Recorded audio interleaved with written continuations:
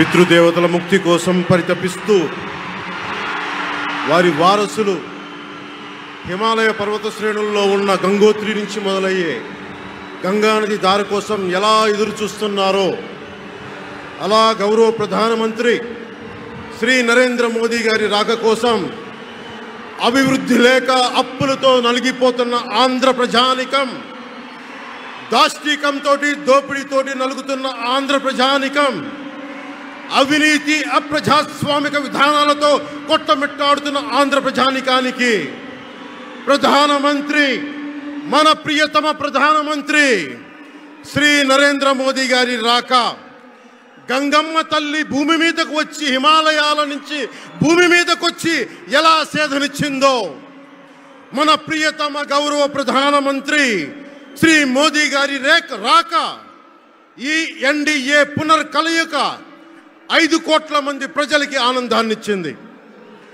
దేశ ప్రజల ఆశీస్సులతో ముచ్చటగా 3వసారి ప్రధానమంత్రి అవ్వబోతూ హ్యాట్రిక్ కొట్టబోతున్న శ్రీ మోదీ గారికి ఆంధ్ర రాజ్య ప్రజల తరపు నుంచి ఎన్డీఏ కూటమిలో భాగస్వామ్యమైన 3 పార్టీలు భారతీయ జనతా పార్టీ, తెలుగుదేశం, జనసేన తరపు నుంచి శ్రీ నరేంద్ర మోదీ గారికి ఘన స్వాగతం పలుకుతూ హృదయపూర్వక నమస్కారాలు తెలియజేస్తున్నాను.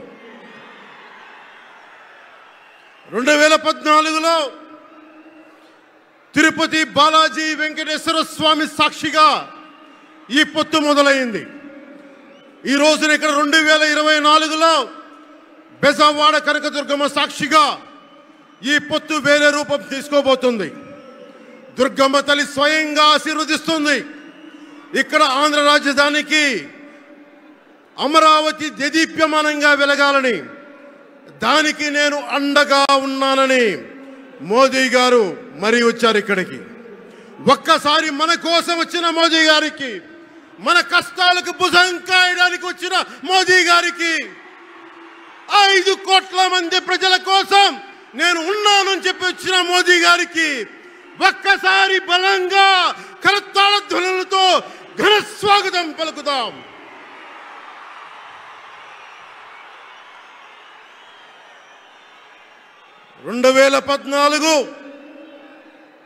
తిరుపతి బాలాజీ ఆశీస్సులతో ఎన్డీఏ విజయాన్ని సాధించింది, ప్రభుత్వాన్ని స్థాపించింది. 2024లో దుర్గమ్మ తల్లి ఆశీస్సులతో మొదలు పెడుతున్నాం. అంతకు మించిన ఘన విజయం సాధిస్తున్నాం. ఎన్డీఏ ప్రభుత్వాన్ని స్థాపిస్తున్నాం. బిడ్డలకి అండగా ఉండే దుర్గమ్మ తల్లి అయ్య కంటే ఒక ముద్ద ఎక్కువే పడద్ది. అలాంటి తల్లి ఆశీస్సులతోటి మన ప్రభుత్వాన్ని స్థాపించే దిశగా వెళ్తున్నాం.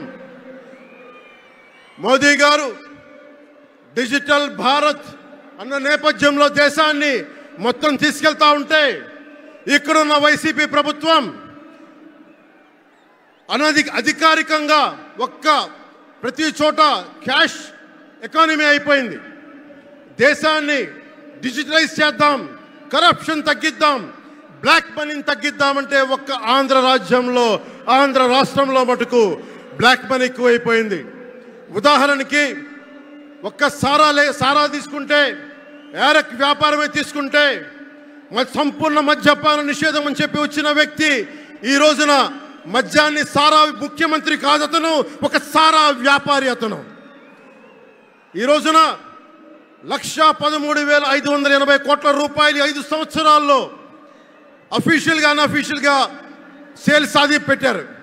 కానీ దాన్ని అండర్ రిపోర్ట్ చేస్తూ 84,050 కోట్ల మటుకు చూపించారని చెప్తా ఉన్నారు. ఈ రోజున కేంద్ర ప్రభుత్వానికి కానీ భారతదేశపు ఎక్స్చెక్కర్కి కానీ 10,000 కోట్ల రూపాయల జిఎస్టీ ఎవేషన్ జరిగింది. అలాగే ఇసుక దోపిడీ, జేపీ వెంచర్స్ పేరు మీద ఆ బినామీలు ఎవరో తెలుసు. ఆ 5 మంది पवन जरा पुलिस के लोग उनको नीचे उतारिए उनको। बिजली के तार हैं, आप क्या कर रहे हैं वहां? Please come down.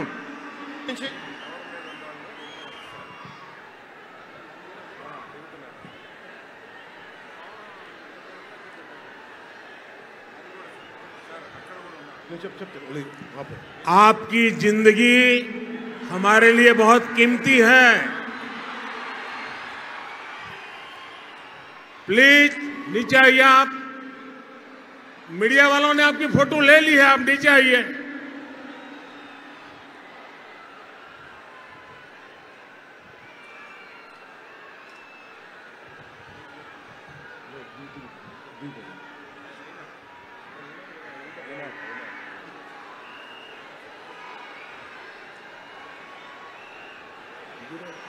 आप नीचे आइए, मेहरबान।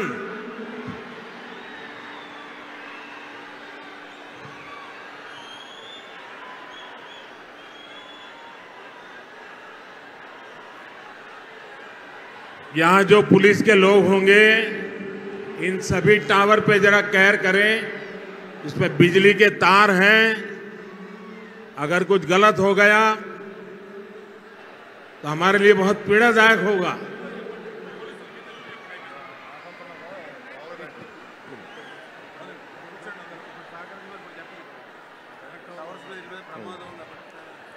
దయచేసి అందరూ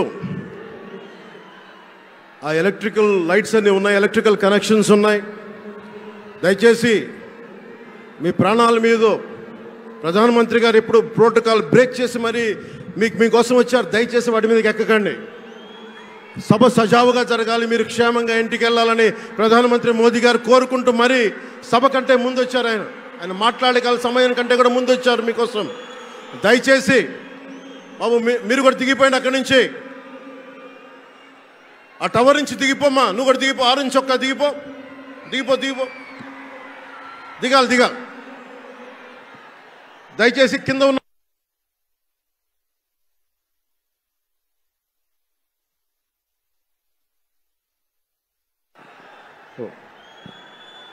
చుట్టుపక్కల ఏమైనా టవర్స్ మీద ఎక్కుతాను, దయచేసి డిస్కరేజ్ చేయండి.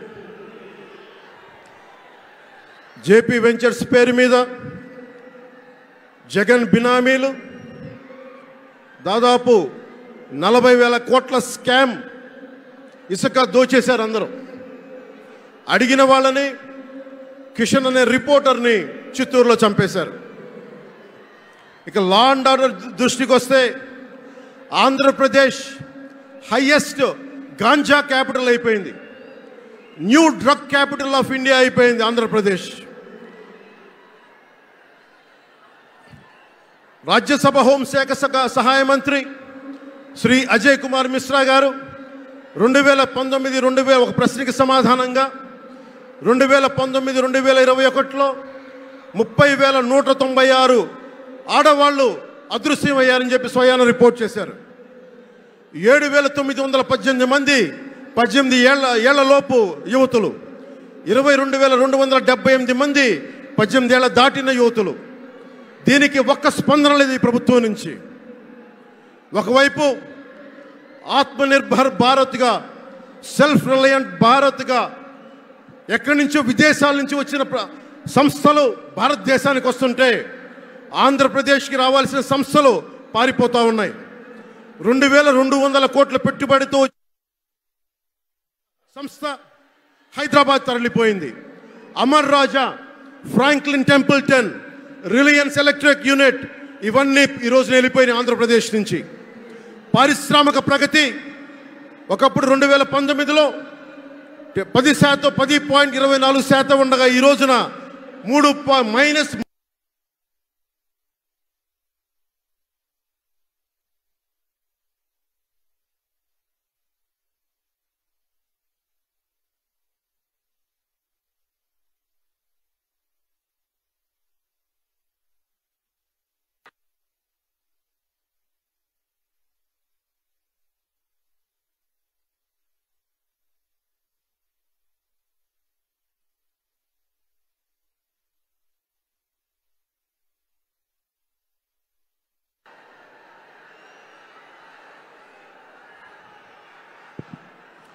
-10% ఉండాల్సిన ప్రగతి. దయచేసి మీరు అందరూ మైక్ సెట్ మీద పడకుండా దూరంగా వెళ్ళండి. అందరూ దయచేసి మీ ఉత్సాహం రాష్ట్రం వైపు చూపించండి, దేశం వైపు చూపించండి. మైక్ సెట్ మీద పడితే మనకి మాట్లాడడానికి ప్రధానమంత్రి గారు విలువైన మెసేజ్ ఇస్తారు. దానికోసం మైక్ మీద పడకుండా, కన్సోల్ మీద పడకుండా దయచేసి అందరూ అక్కడున్న యువకులు అందరూ దయచేసి ఒత్తిడి చేయకుండా వెనక్కి వెళ్ళండి. ఆంధ్రప్రదేశ్ నెగిటివ్ గ్రోత్ పోతా ఉంది. మా మీద తెలుసు, వైజాగ్లో ఇన్సిడెంట్లు కానీ ప్రతిపక్ష నాయకుల మీద ఎలాంటి దాడులు చేశారో, బీజేపీ కార్యకర్తల్ని పొట్టల్లో కత్తులు గుచ్చి పేగులు బయటికి తీశారు వైసీపీ నాయకులు. వైఎస్ వివేకానంద రెడ్డి గారిని మర్డర్ చేయించిన ప్రభుత్వం ఇది. సిబిఎన్ గారిని ఇబ్బంది పెట్టిన ప్రభుత్వం అరెస్ట్ చేసి నన్ను స్వయాన అనేక పర్యాయాలు అడ్డుకున్న ప్రభుత్వం ఇది. ఈ ప్రభుత్వం పోవాలి.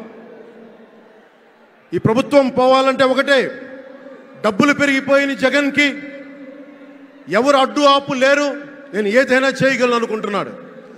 రావణాసురుడు కూడా ఒకటే అనుకున్నాడు, నా చుట్టూ బంగారంతో కట్టిన లంక ఉంది, వజ్రాలతో వైడూర్యాలతో ఉన్న పుష్పక విమానం ఉంది, ధీరులు సూరులు మంది మార్బలం ఉన్నారు అనుకున్నాడు. నన్నేం చేయగలడు అనుకున్నాడు.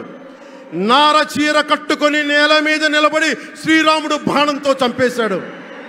రాష్ట్రాన్ని రావణ కాష్టం చేసిన అయోధ్యకే రాముణ్ణి తీసుకొచ్చిన శ్రీ మోదీ గారు ఇక్కడ ఉంటే, రాష్ట్రాన్ని రావణ కాష్టం చేసిన చిటికిని వేలంత రావణాసురుణ్ణి తీసేయడం అంత కష్టమా? నేను తాడేపల్లిగూడెం సభలోనే చెప్పాను, ఇక్కడ నుండి నేను దేవదత్తం పూరిస్తున్నానని. అర్జునుడు పూరించిన శంఖం దేవదత్తం అంటే, నేను దేవదత్తం అన్నాను కానీ పాంచజన్యం అనలేదు. అది పూరించాల్సింది ద్వారకలో ఉన్న శ్రీకృష్ణుడే. అక్కడి నుండే మోదీ గారు పాంచజన్యాన్ని వచ్చిన మోదీ గారు, గుజరాత్ ద్వారక నుంచి వచ్చిన శ్రీ మోదీ గారు ఈ కురుక్షేత్ర యుద్ధం కోసం పాంచజన్యాన్ని పూరిస్తారు. ఇక్కడ జరగబోయే ఎన్నికల కురుక్షేత్రం, ఈ యుద్ధం ఫలితం ధర్మందే విజయం, పొత్తుదే గెలుపు, కూటమిదే పీఠం. ధర్మందే విజయం, పొత్తుదే గెలుపు, కూటమిదే పీఠం. జై హింద్.